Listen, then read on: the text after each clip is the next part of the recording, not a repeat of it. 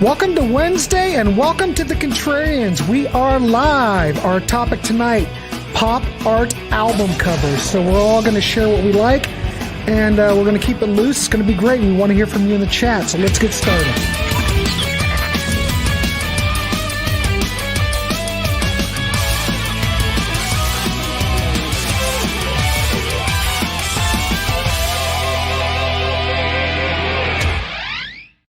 Welcome to the Contrarians, and we are live. Yes, once again, 2 weeks in a row, ladies and gentlemen. So we are here. We're going to talk about our favorite pop art album covers.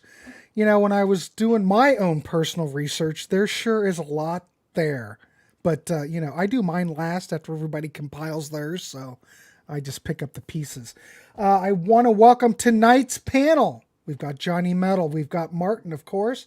And Jamie Laszlo is here. We've got, this is going to be fun. We do want to hear from you in the chat.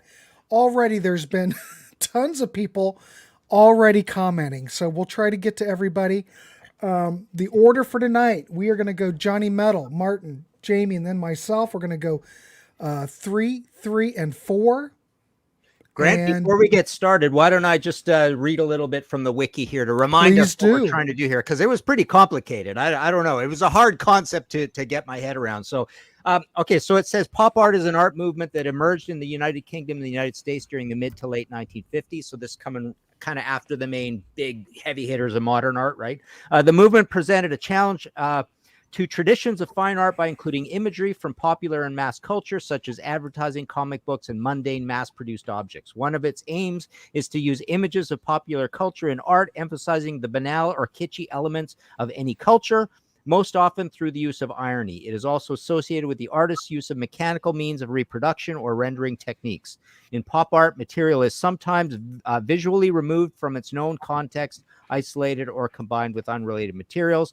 Amongst the early artists, it mentions a bunch of names, most I don't even know. Pop art is widely interpreted as a reaction to the then dominant ideas of abstract expressionism, as well as an expansion of those ideas. So yeah, so it's a little bit of both. I guess it bleeds into modern art, right? Due to its utilization of found objects and images, hence the banana, right? It is similar to Dada. So that's a good point. Yeah. Pop art and minimalism. So it's a little bit like our last show, a little bit of bleed over into Dada. Pop art and minimalism are considered to be art movements that precede postmodern art or are some of the earliest examples of postmodern art themselves. So actually, I'll read a little more. Pop art often takes imagery that is currently used in advertising, product labeling, and logos figure prominently in the imagery chosen by pop artists in the labels of Campbell soup cans by Andy Warhol. Of course, we've got the, again, the bananas, Andy Warhol, blah, blah, blah. So there you go. Oh, young Logan, come on, you can handle it. We agree, Logan. Oh, Ashley, this may make an appearance, so hold on. Yeah. So anyway, let's get started. All right, well. We'll go 3, 3, and 4.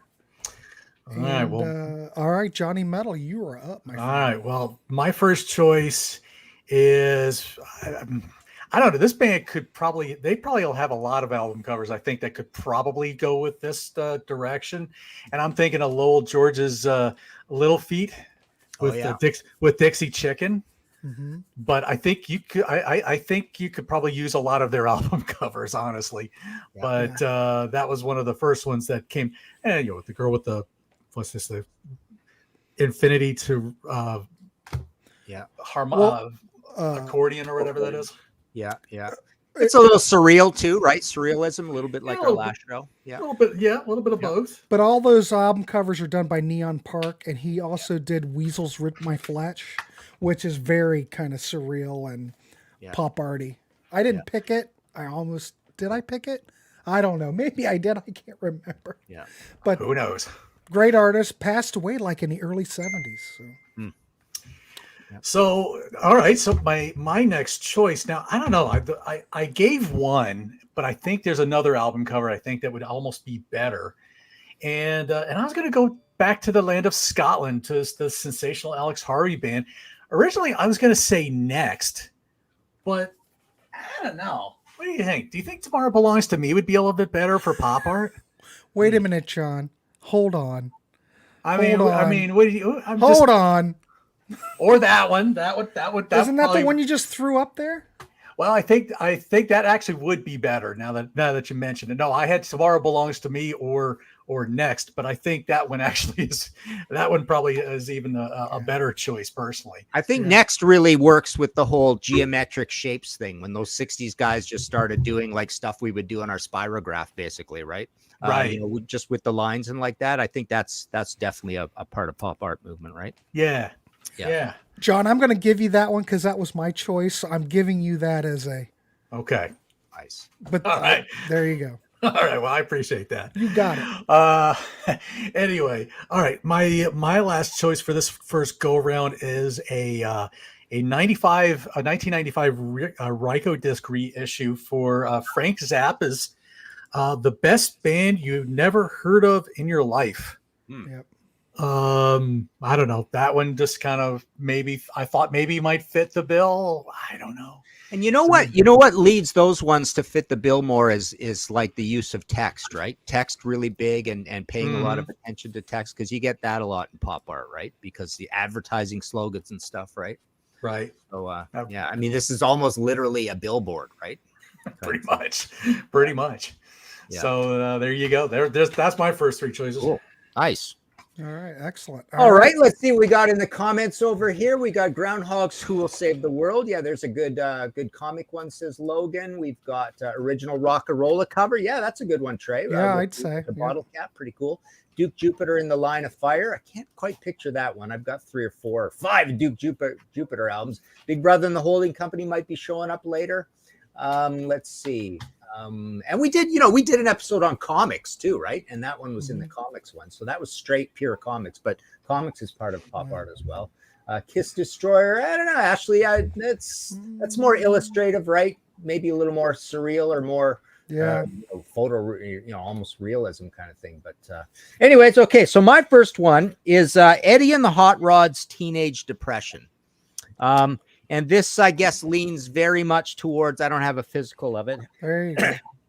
But it leans towards Roy Lichtenstein, that whole idea, excuse me, with the, with the pixelated, cartoon thing and the treatment. I guess now seeing it again, it's a little more like a treated photo, but, and we, I must direct everybody to go check out our old, remember our Pub Rock episode that we did. That was really cool. Oh my God. And the neat thing about this one as well, this is a doppelganger of the Frank Zappa Shut Up and Play Your Guitar. I think it's Shut Up and Play Your Guitar, right? Where he's holding the cigarette up like that and it looks like it's a gun, right? And it's almost like a statement on cigarettes can kill you kind of thing.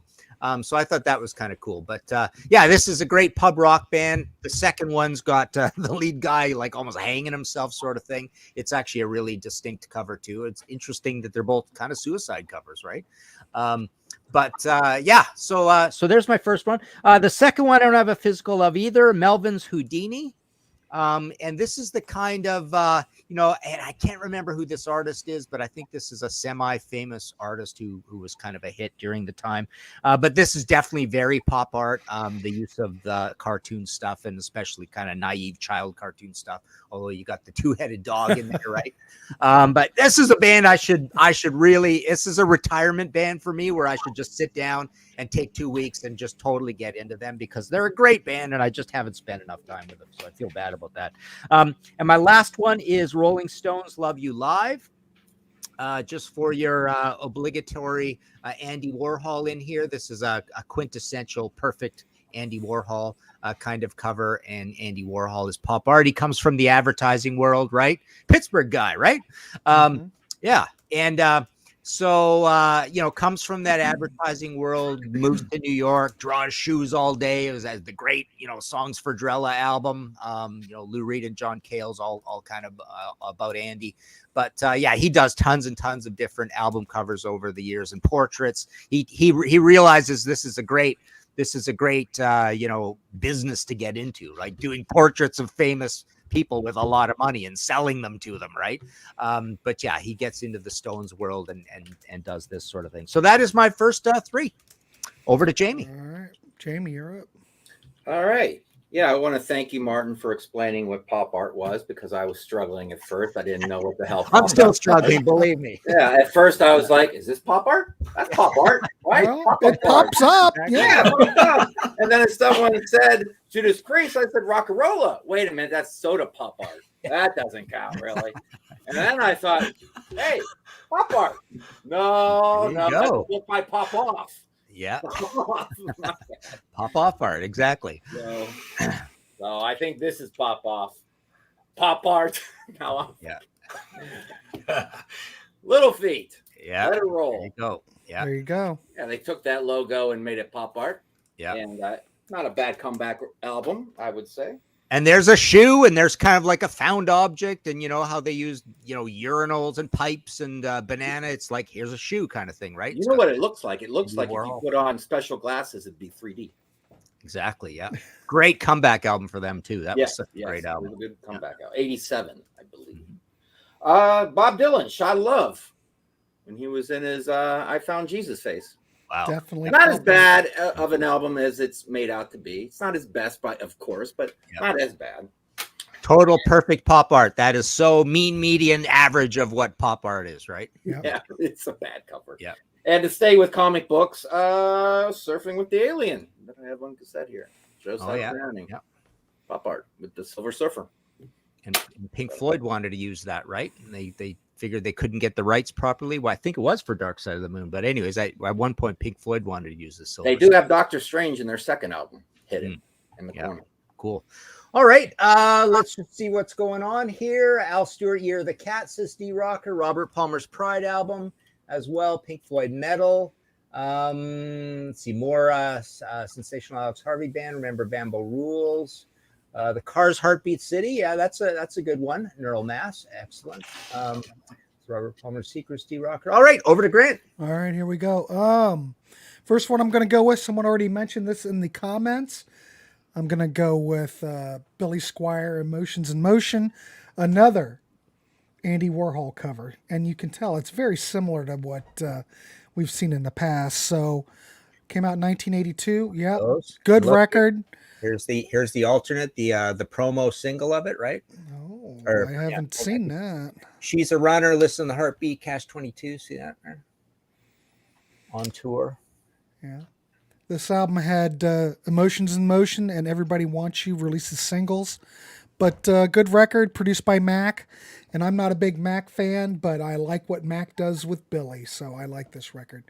This one I'm going to go with, came out in 1967. This is my favorite album by this act.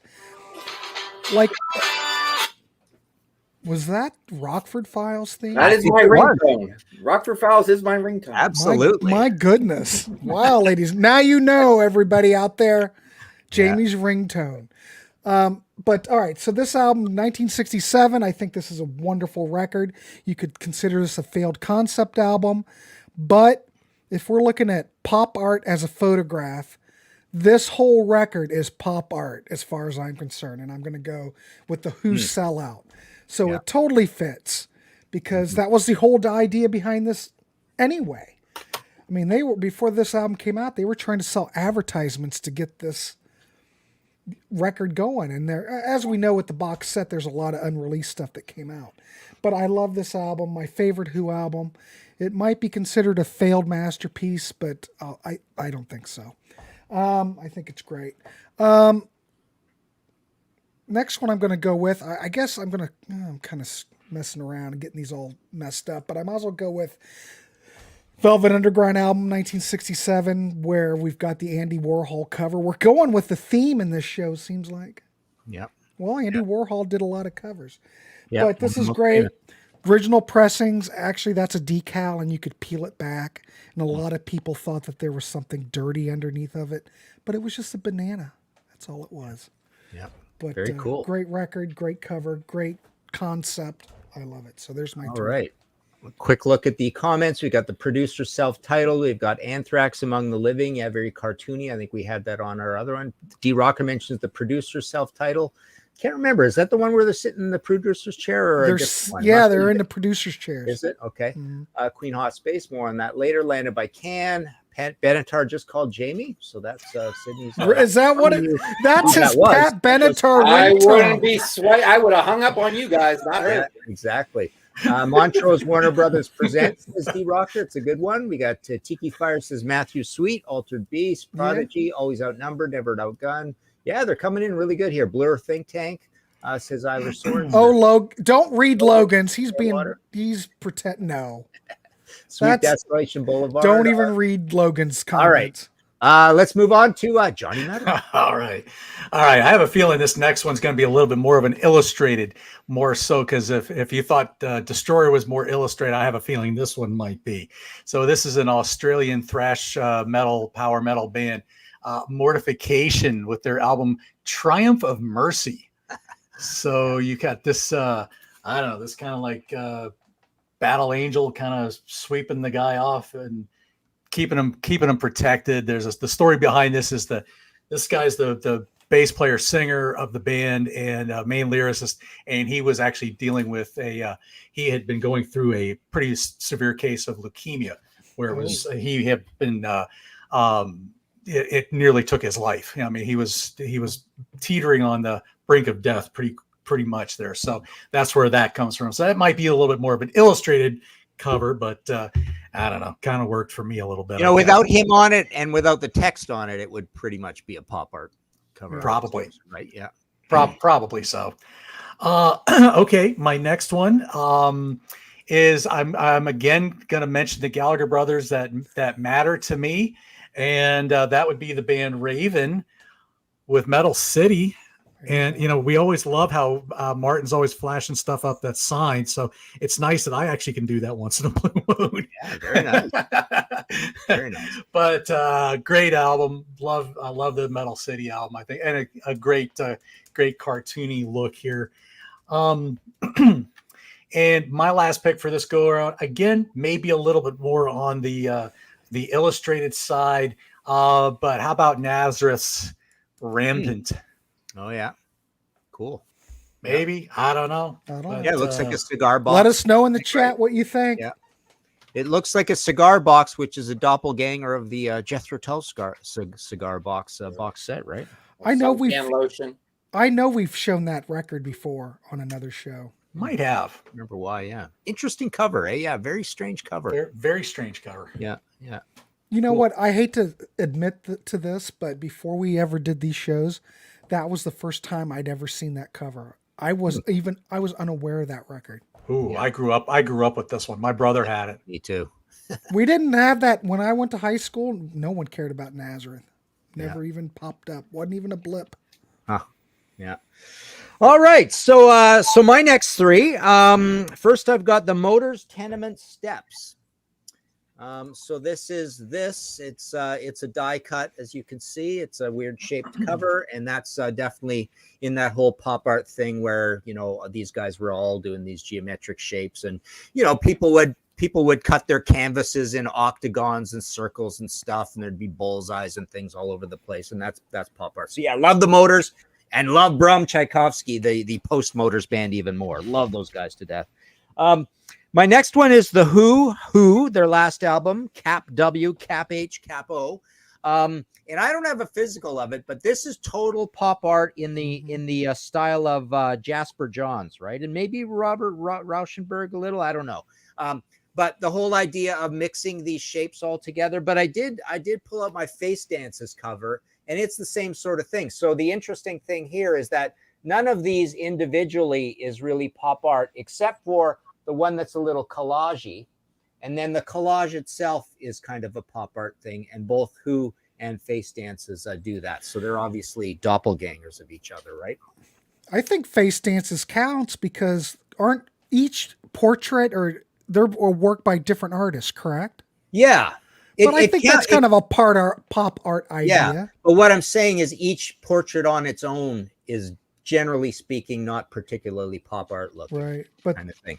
Together, yeah. Future show, doppelgangers of the same band. Yeah, well, yeah, it's true. That could be a good one. That could be a good one. That's actually a great idea. And my last one is should look like I don't have a physical, but Spontaneous Combustion. This should look like Jamie's Bob Dylan one. Yeah. Yeah, and it does. So there is that whole bang pow, thing. That is a big pop art thing, which again is that like Roy Lichtenstein stuff with the speech bubbles and the punches and stuff like that, right? So this fits. And I forgot to check into again. I remember this album from years ago, but it's one of these pretty decent proto, slightly heavy rock albums. It's kind of a collectible dealie, right? And I think they had one more after this. And then that's actually very similar to the Bang album cover, which I don't think anybody's picked that, but there's a Bang album cover that kind of looks like that as well. So there you go. That's my 4, 5, and 6. And let's just see what else is coming in. Lori Sine mentions Winds of Change by Jefferson Starship. Another mention from Ashley for Frank Zappa, Weasels Ripped My Flesh. Oh, look, there you go, Jamie. Perfect. There you go, Jamie. Excellent. Yeah. Excellent. Good for you. Lost Lobos, good morning. Azatlan. Some Girls, yeah, that's a good one, Logan. I'd say Some Girls totally fits. That's a great choice. Amigos by Santana, says Lori.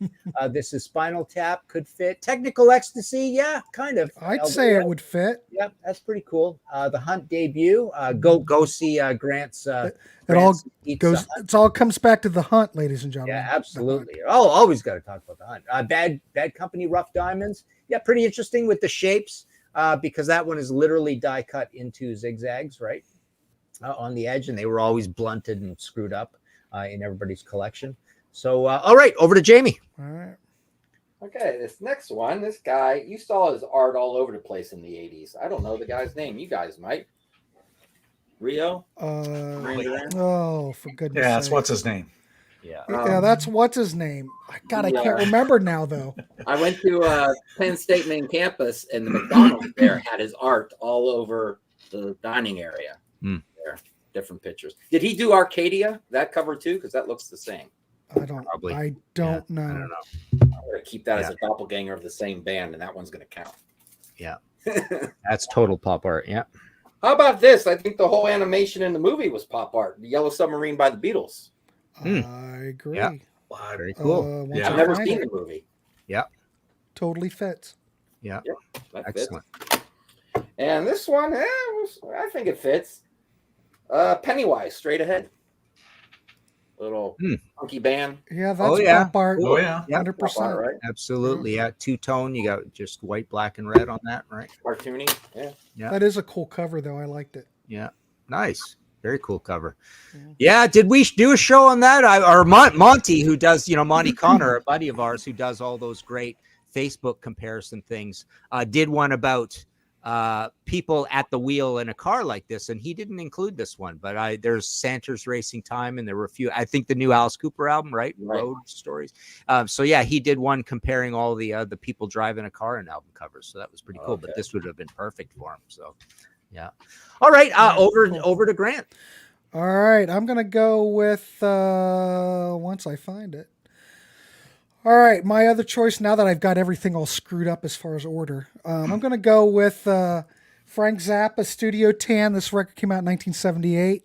Nice. Discreet, came out on Warner's. Hey, it actually charted, got to 147. But I think that this totally checks that box for pop art. Yep. I don't think this is like one of his better known albums, but there you go. Well, this is one of those albums where it's all, started recording in 69 and 74 and 76, and then it finally comes out in 78. Yep. That's Frank for you. My next pick, and this kind of reminds me of that choice that, who had that? Oh, John had this, the Raven one. I'm going to go with the Ramones, Road to Ruin. Yeah. It's very, to me, it reminds me of that Raven album. Yeah. And is it pop art? Well, it's cartoony. I think it checks that box. I like it quite a bit. Nice. Also, somebody mentioned this in the comments, and I know we've talked about it on the comic book episode, but Kiss Unmasked, I'd say that is definitely pop art. The whole idea, the comic book, and the way it's laid out. Oh, definitely. Yeah. Definitely. Nice. Gotta include it. So there's yeah, my it's 3. it's like it's got like a consumerism feel to it too, and it's like you're opening up a product, and it's all these things. You get a story right away. So various reasons. Okay, so let's see. We got the Tubes Love Bomb, says Ken White. We've got Fredonia Firefly, says D Rocker. Aerosmith Draw the Line. Ashley Geisler. Aerosmith Music from Another Dimension. Yeah, excellent. That's a good one. Yeah, Rick Springfield, Comic Book Hero, says Sydney. Jeff Beckola says Jason. Sweet Cut Above the Rest. Yeah, it's boy, we almost got to go back to we're going all over the place here, and I wonder, I almost cringe to think when we see our comments eventually how we had no idea what pop art is, and you guys are all wrong kind of thing. We could get that, but Martin, this is all in fun. It's just all about talking about this stuff. It's all but serious. those Sweet albums, I didn't even pop into my head. But yeah. All right, over to Johnny for your last 4. My last 4. Okay, here again, I think this might be more of a photographic, more of an illustrated thing. But how about a little Doro Pesch with her Forever Warriors cover? Maybe a little bit more. Again, maybe a little bit more illustrated, but I don't know. Yeah, that's illustrated. Yeah, it's a little bit more illustrated. But I got to see Doro last year at Prague Power, so nice. That was a bucket list one for me. Yeah. Next choice. I don't have a physical on this one, but POD of the I gotta get this. I can never remember the title of this. Fundamental Elements of Southtown. You got all kinds of crazy things going on here, but you got. I mean, this almost could have worked with the surrealism. Yeah. But now that I think about it, pretty cool. Nice. All right. My next choice, and I had this was a one I came across earlier. How about the Fix and Walkabout? Yeah. Great cover. Yeah. That was a pretty fun little cover. Yeah. Got to check that one out. And then I don't know. There's a lot of things here I think could work for pop art because of what these guys do. If for anybody who's a fan of Monty Python and the Flying Circus, y'all know they did an album called Monty Python Sings. Nice. All the songs cover you could ever want from the TV series. How about the box set? Of the instant Monty Python CD collection. I mean, you could just have a field day with that. So I got to ask you guys something. I could have sworn I had this in the past. And you tell me if this is even possible to exist or if this rings a bell. I'm pretty sure I had a Monty Python album that had the dual groove thing going where you put the needle down on the groove and you could hear different things depending on what groove you put it in at the beginning of the record. Is that even possible? Yeah, Mad Magazine had one that came with a magazine, and it had a different ending to the song every time you played it, or 5 different endings or something. Wow. Yeah, I'm pretty sure I had a Monty Python album like that. Like at the very beginning, you put that down, and you will get a completely different right skit. In the beginning, there were like 4 different grooves on the record, and it would find one and then go into that one. Yeah, no one ever talks about that. Hey, I wonder how many of those there are out there in the world that got done that way. Yeah, that's a question for Reddit. They'd know. They know it all. Yeah, they know it all. That's right. All right. So am I up with my last 4? Is that what yes, you are? Okay. All right. My first one is Blood Rock USA. And I don't have a physical of that, but it totally fits. This really feels like 60s pop art. And again, I don't know the definition of pop art exactly. It's somewhere buried in what I read, but just this whole idea just really strikes me as total pop art. That is. But also I took some Blood Rock that I did have, and this totally fits as well, I think. Blood Rock Live. Right. And the funny thing about Blood Rock Live, or at least my copy of it, is that the gatefold is upside down. All the live shots are upside down in it. Is that normal? And then Blood Rock. Right, wait a minute, Martin. I'm going to interrupt. Wait a minute. Mr. Buckles, Jack White. Yes. Jamie might have this I don't know if Jamie's a Jack White fan. Remember the record he put out had like a blue cover, but what Mr. Buckles is referring to is if you put it on the inner groove, the record played backwards to the outer portion of the record. Not this one. Not that one. No. Not this one. He has a lot of blue records. I guess. Show me that other one real quick. This one just came out like a month ago. No, this was like maybe 5 or 6 years ago. Huh. Wow, crazy. But yeah, it really, you put it on the inner groove and it'll play backwards. Huh. And I think if you play it, it might have multiple grooves as well with different audio tracks. It's very bizarre, but it works. I couldn't believe it. I think I think my Twisted Sisters Under the Blade does that. It's at the last song, and it does. There's something in the groove where you hear Dee yelling "rock, rock, rock," and it just keeps repeating, and you literally have to lift the needle off to. Yeah, I've heard that before. That's they basically do this kind of little skip thing, and it will say it won't eject. Well, right? it's the Beatles thing off Pepper, where they have all that gobbledygook at the end, and just repeated. Oh, And then when Capitol repressed that record, they did away with it. Yeah, original pressing. All right, Last Blood Rock. I think this totally fits as well.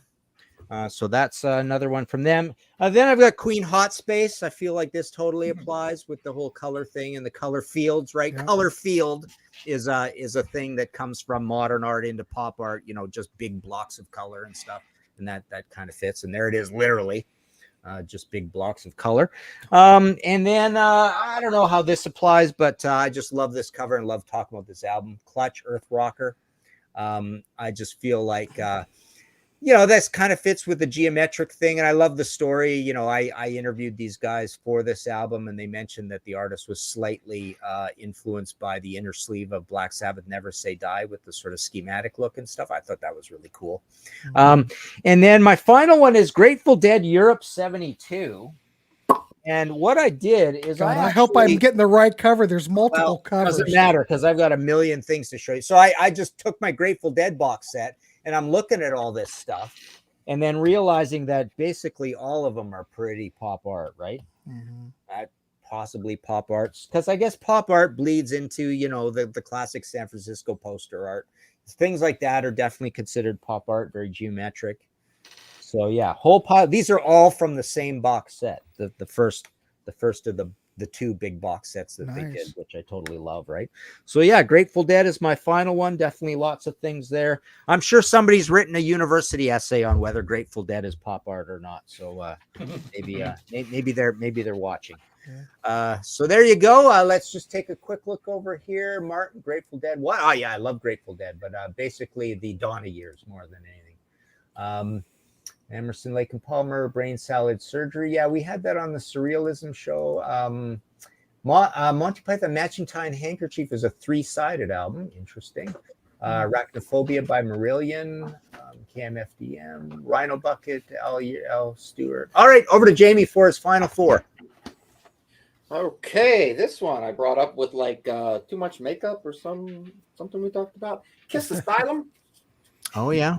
Pop art. Yeah, where is it? There it is. With all the colors and the lipstick and everything. Yeah, it's very Andy Warhol. I wonder, is he involved in that or no? Probably not, eh? I don't think so, but it does look very Andy Warhol. You're right. Yeah, absolutely. Huh. Okay, my last 3 picks is going to be a pop artist, an album called Pop, and a guy named Pop. And then I'm going to end literally on a pop, I hope. We'll see if it works. Okay. All right. Pop artist, Madonna, greatest hits to this celebration.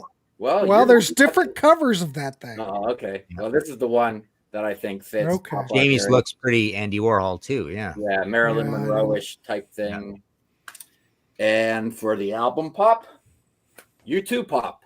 And I don't know if it would be pop art if it wasn't for those little bit of colors in each face. Yeah. That's what makes it pop art to me. And that actually is a different Andy Warhol style. He did stuff that looked quite a bit like that too, right? You think of the Elvis with the gun thing, right? Yeah. That's closer to this sort of look, right? And for the person named Pop, I unfolded the whole thing. Iggy Pop. Oh yeah, cool. There he is. Nice. Yes, that's a great album. Oh, perfect. Yeah. Yep. And to end on a pop, let's see if this works. All right. Excellent. I wanted the confetti to go right in the camera. It went over. Good job. Wow. Good job. Very cool. That's really impressive. Who can beat that? Found that in a drawer from like 4 New Years ago. Excellent. All right, over to Grant. All right, cool. All right. Well, let's see what I've got here. Okay, well, let's just keep going. All right, here's an album that one of the later albums by this band. A little bit more commercial, but I think it's still got a lot of great songs on it. For one, the song Shock is incredible, I think. I'm going to go with the Motel Shock. Oh, yeah. Great record. But it is a little bit different than what they had before, so, you know. Another one we're going to go with, I'm going to go with Cream, Disraeli Gears. Now, you could look at this as a psychedelic, I would say. Yeah. Is it pop artish? Definitely. It crosses a lot of those different boxes for me. 1967, great record. We all know it. It's a classic. But I think it's a great album cover. Cool. Totally clicks that box. Yep. Next one I'm going to do is an album by the band Ride. If you've known anything about it, they're pretty much a shoegaze band. They broke up. They came back together and they put out some records. All the Ride stuff is great. But if this isn't pop art, I don't know what is. Yeah. So we're talking Tarantula, but I cannot remember what year. This is like 97, 95 maybe. This is one of those records that went straight to the cutout bins. In fact, I remember, Jamie, like going to Used Kids back in the day. This used to always be, now you never see it. It like disappeared. But the band didn't like this record. I think it's an okay record. But man, you used to see it all the time in the cutout bins. All the time. Wow. Now it's disappeared. So there you go. And then, of course, my number 10 was the Alex Harvey that John already talked about. So, all right, there we go. We're done. Cool. We made it to the end. And is this the first time we had animation behind us with the red going up? Oh, yeah. That is pretty cool. No, I don't think so. Very high tech. Yeah. I'm doing animation on everything now. Looks great. Looks excellent. Yeah. You know, I'm just up in my game, ladies and gentlemen. Just up in my I'll tell you. Yeah. Freeze frame. That's what no one said Big Brother and Holding Company. I know. Yeah, that's true. Yeah. Yeah. Well, we did have the whole comic show and the surrealism show. What do you think, guys? Should we do? Should we try rise to Jamie's challenge of doppelgangers within the same band? I already thought of 3. Oh yeah, excellent. Let's try it. Sure. What the that heck? might be a little bit of a challenge for me. Doppelgangers from. What do you mean? Explain it again. Same band. I mean, the same band. You got to find 2 album covers that are similar within the same band. Like the 2 Who albums that we talked about. Don't start naming them now. No. Yeah, let's not. That's a challenge. I like that challenge. That's a deep challenge. Yeah. Cool. Wow. All right, Grant, wrap her up. All right, cool. All right, everybody. Well, I want to thank everybody for showing up tonight. It's always fun. It's always fun to have interaction with everybody. If you'd like to be on these panels, we'd love to have you. We have a Ko-fi. Buy us a pint or a cup of coffee. We'd love that. We have a Patreon. A lot of great content up there. That's another way you can support us. We'll take donations. Love those too. But really, it's really about talking music, and we're glad that everybody's here because to me, it's a very much a community. And when everybody shows up here and we can talk music, it's just golden. So I want to thank everybody. I want to thank the panel, Johnny Metal, Jamie Laszlo and Martin and myself, and everybody, Gary Joyce, Ken, D Rocker, all you guys. We appreciate everyone out there. So we'll be back next week with the Doppelganger Show. We will see you. If we don't see it on anything else, have a good weekend, but I will do a plug. 8 o'clock in the warehouse. Stephen Schnee's going to be on my channel. We are going to live, and we are going to look at the first Aviary album, and we're trying something new tonight. I don't know if it's going to work or not, but we're giving it a shot. So it'll be a different show, and there's no way in hell I'll be able to monetize it. So we'll give it a shot, see how it goes, because no one else is doing this as far as I know. So, and also, Grant, check out our reliving old reviews. Go ahead, Martin, talk about it. Yeah, so we've got a new short thing that we're doing where I'm going back and finding ancient reviews of classic albums and just seeing, like, you know, this album turned out to be a big, massive classic. And what in the world could you say about this album? What were people comparing things to back in 1970 or 71 or 72? So we've popped up, Grant. We've probably done a half dozen of them so far, but we've got some Kiss, we got some Priest, we got some Sabbath, we got some Deep Purple. So I'm gonna keep doing those. They're a lot of fun. Just seeing again what people thought about these things before, when they were groundbreaking albums, and nobody could really articulate it that way, I suppose. Yeah, so the plan with those, and they've been premiering, except the one day when YouTube was all hosed up. They're all premiering at 9:30 every day. So as long as Martin can crank them out, I can crank them out. So tune in for 9:30, and that's before Pete's show at 10. So we're kind of jumping on that bandwagon. So be sure to turn in at 9:30 tomorrow for our latest episode. I'm not sure what it is, but I'm sure it'll be great. So there you go. Gentlemen, anything else? Johnny Metal, do you have anything? I was going to say, if you want to check out the Accept series, we got episode 2 coming up in about 20 minutes as well. So you can also hop over to my corner, my little music corner. So either you get the A's today, either Accept or Aviary.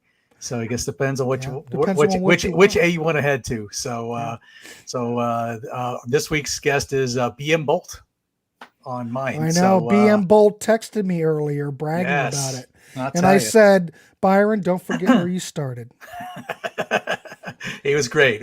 We were glad to have him on. So, all right, Jamie, what do you got? What's coming up on Saturday?